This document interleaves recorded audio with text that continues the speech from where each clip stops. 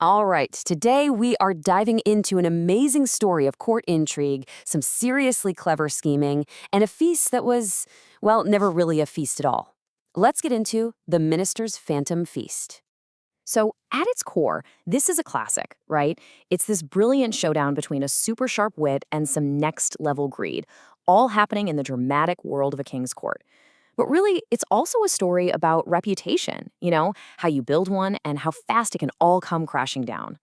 And this quote? This tells you everything you need to know about our main guy, the minister. He's not just trying to save a buck, he's scheming to look generous while spending, well, basically nothing. It's all about the appearance of hospitality, not the real thing. All smoke and mirrors.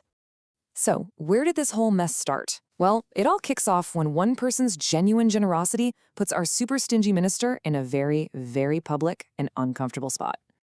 Okay, so picture this. Gopal, the court's clever and beloved jester, throws this absolutely incredible feast. Everyone's just raving about it. The king, feeling good, turns to his famously cheap minister and, right in front of everyone, challenges him to do the same. This is a total social trap. The minister can't say no without looking bad, so he agrees. But you can bet the wheels in his head are already turning, not about the menu, but about how to get out of this.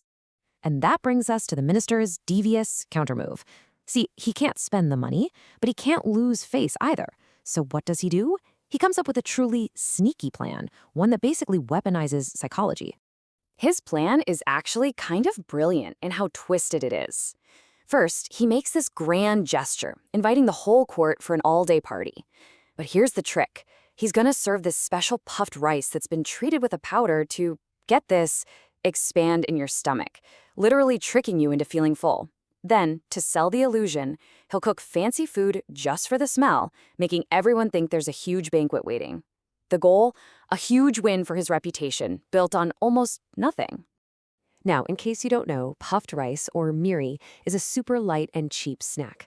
The minister's entire scheme depends on a secret, special version of this humble food, one designed not to feed people, but to fool them.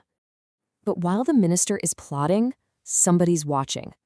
Gopal, our hero, knows this guy's character inside and out. And this sudden burst of generosity, it's not just suspicious. It totally goes against everything he knows about the minister. It just doesn't add up. And this quote from Gopal, it just nails it. He knows the minister is so fundamentally cheap that this big invitation has to be a trap of some kind. So he decides he's going to figure out what's really going on. And Gopal doesn't just wonder, he acts. He actually follows the minister, overhears the whole scheme. And armed with that knowledge, he starts his own counterplan.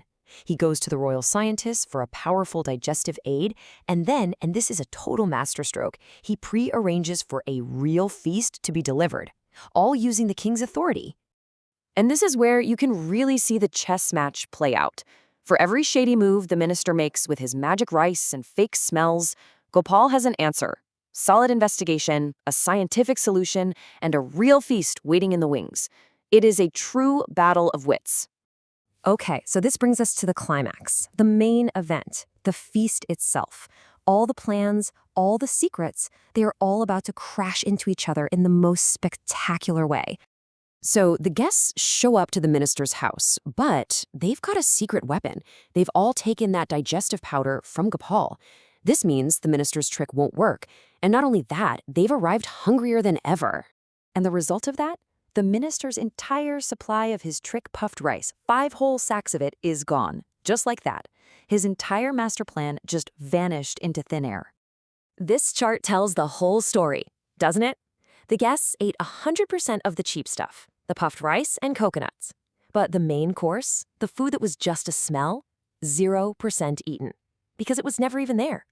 This leaves the minister in an absolute panic. The king is hungry, the court is hungry, and his phantom feast is gone. So what on earth happens now? Just when the minister is about to have a complete meltdown, what looks like a miracle happens. Carts loaded with amazing, real food start rolling in. We're talking mutton, fish, sweets, a whole genuine banquet just appears out of nowhere. Gopal's plan worked to perfection. And now for the aftermath, the checkmate.